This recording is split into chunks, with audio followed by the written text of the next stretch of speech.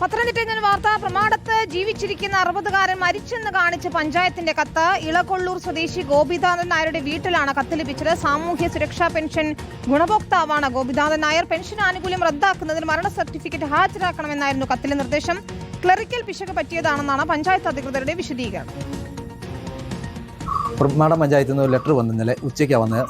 അത് എൻ്റെ അച്ഛൻ മരിച്ചെന്ന് പറഞ്ഞു വന്നിരിക്കുന്നത്. ഇതാ എൻ്റെ അച്ഛൻ നിൽക്കുന്നത്. പിന്നെ പെൻഷൻ മേടിക്കുന്ന ആളായിരുന്നു. നീ തൊട്ട് പെൻഷൻ വന്നു കഴിഞ്ഞാൽ തിരിച്ച് അടയ്ക്കേണ്ടി വരും.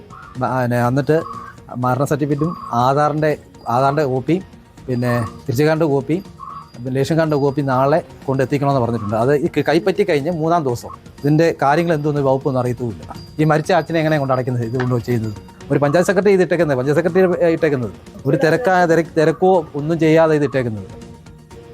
പ്രവീൺ പുരുഷോത്തമനാണ് ചെയ്യുന്നത്. പ്രവീൺ, ഒരു ക്ലറിക്കൽ മിസ്റ്റേക്ക് മാത്രമാണോ സംഭവിച്ചിരിക്കുന്നത്? എന്താണ് മനസ്സിലാക്കാൻ കഴിയുന്നത്? വിനീത, ഗോപിനാഥൻ നായരുടെ മകൻ ഗോപകുമാറിന്റെ പ്രതികരണമാണ് നാം ഇപ്പോൾ കേട്ടത്. നമുക്ക് ആ പ്രതികരണത്തിൽ നിന്ന് തന്നെ മനസ്സിലാക്കാൻ സാധിക്കും, ജീവിച്ചിരിക്കുന്ന അച്ഛൻ മരിച്ചു എന്ന് പറഞ്ഞ് ആ വീട്ടിലേക്ക് ഒരു കത്ത് ലഭിക്കുമ്പോൾ ഈ ബന്ധുമിത്രാദികൾക്കുണ്ടാകുന്ന ഒരു വിഷമം. വർഷങ്ങളായി ഗോപിനാഥൻ നായർ സാമൂഹ്യ സുരക്ഷാ പെൻഷൻ വാങ്ങിക്കുന്ന ആളാണ്. ബന്ധുക്കൾ പറയുന്നത് കഴിഞ്ഞ ദിവസവും ഈ ഗോപിനാഥൻ നായർ ഗ്രാമപഞ്ചായത്ത് ഓഫീസിൽ ചെന്നിരുന്നു. അത് വേറൊരു ആവശ്യവുമായി ബന്ധപ്പെട്ട് ചെന്നിരുന്നു. പക്ഷേ അതിനുശേഷമാണ് കഴിഞ്ഞ ദിവസം ഇത്തരത്തിൽ ഒരു കത്ത് ലഭിച്ചത്.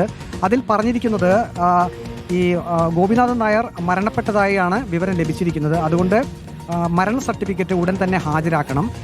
ഈ സാമൂഹ്യ സുരക്ഷാ പെൻഷൻ ബന്ധുക്കൾ കൈപ്പറ്റിയാൽ അത് പലിശ സഹിതം തിരിച്ചടക്കേണ്ടി വരുമെന്നൊരു മുന്നറിയിപ്പും ഈ നോട്ടീസിൽ കൊടുത്തിട്ടുണ്ട്. നാം ഗ്രാമപഞ്ചായത്ത് സെക്രട്ടറിയുമായി ഈ വിഷയം സംസാരിച്ചിരുന്നു. അവർ പറയുന്നത് ഒരു ക്ലറിക്കൽ മിസ്റ്റേക്കാണ് ഇക്കാര്യത്തിൽ സംഭവിച്ചിരിക്കുന്നത് എന്നാണ്. പക്ഷേ നാം വിശദമായി പരിശോധന നടത്തിയപ്പോൾ പഞ്ചായത്തിലെ മരിച്ചവരുടെ പട്ടികയിൽ ഗോപിനാഥൻ നായരുടെ പേരും ഉൾപ്പെട്ടിട്ടുണ്ട് എന്നുള്ളതാണ്.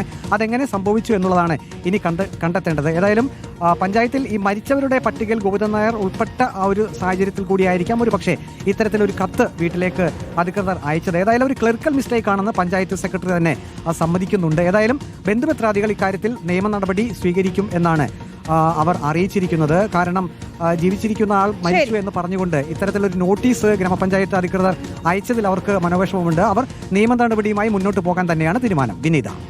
ശരി, പ്രവീണാണ് വിശദാംശങ്ങൾ നൽകിയത്.